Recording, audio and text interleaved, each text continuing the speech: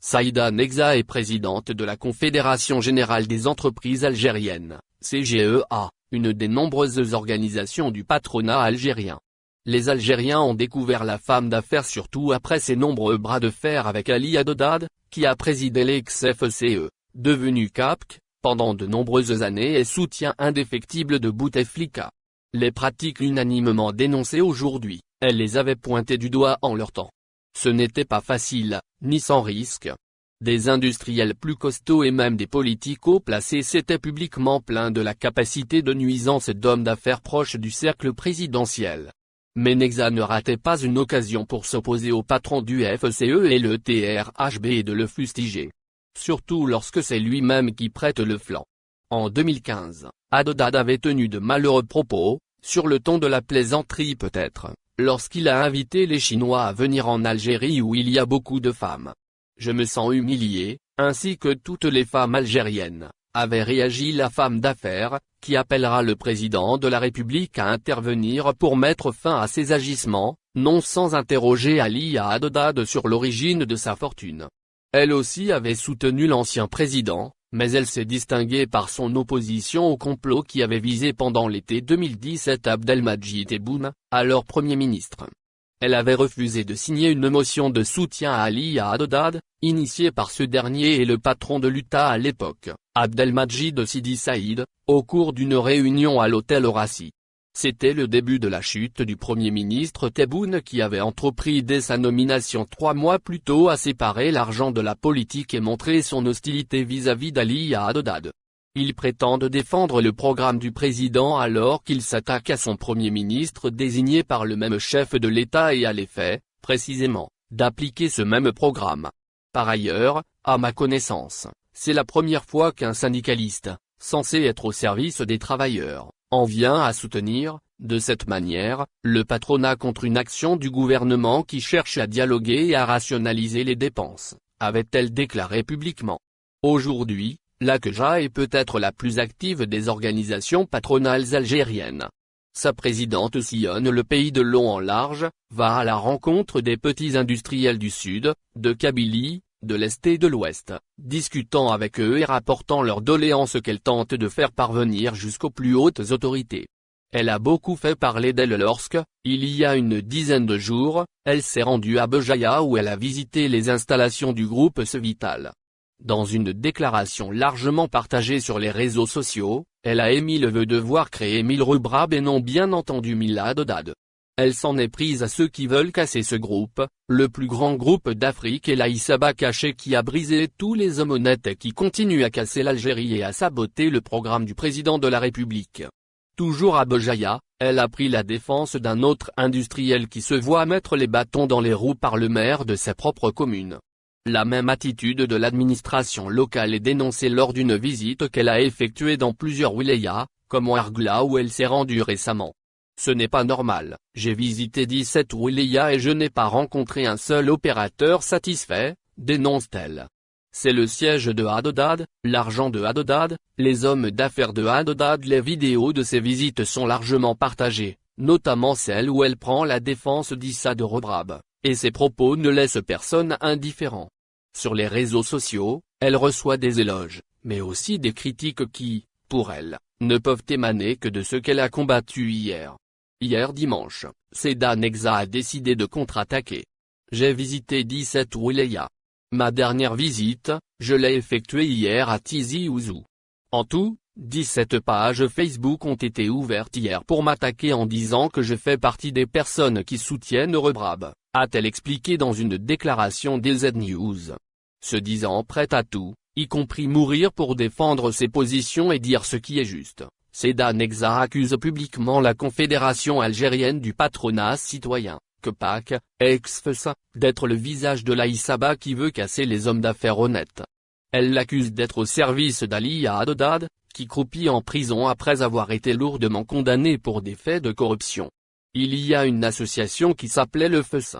Ils lui ont juste changé le nom, mais les personnes sont les mêmes. On ne peut pas dire que l'Aïs Aba est partie. Je dis que l'Aïs Aba existe, et elle est connue. Il n'est pas possible d'avoir une association qui a combattu le président et les hommes d'affaires et tous les Algériens. Et aujourd'hui, elle change de nom. Il faut changer les personnes, a accusé Madame Negza. Et d'ajouter, le siège du FES existe toujours. Comment se fait-il qu'une association change de nom mais reste au siège de Haddad, Ali Haddad, ex-patron du FES? C'est le siège de Haddad, l'argent de Haddad, les hommes d'affaires de Haddad. Où est notre gouvernement?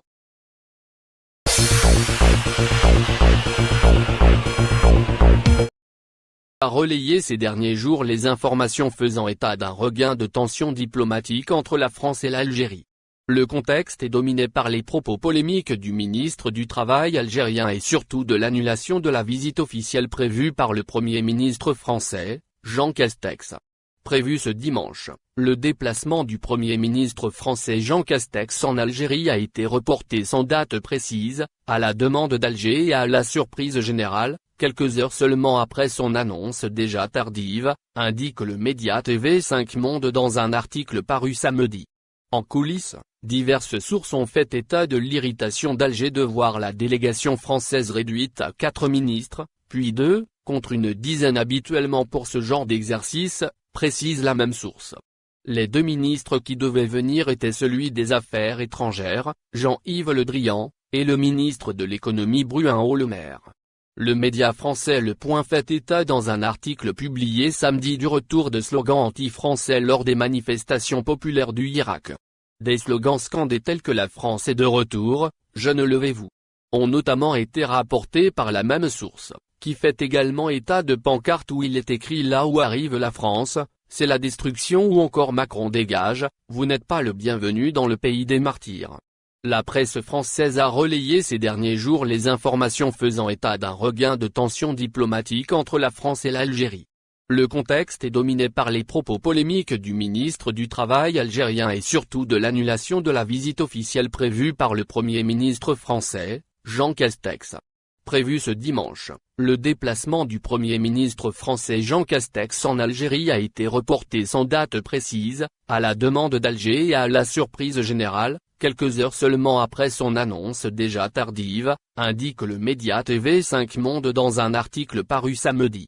En coulisses, diverses sources ont fait état de l'irritation d'Alger de voir la délégation française réduite à 4 ministres, puis 2, contre une dizaine habituellement pour ce genre d'exercice, précise la même source.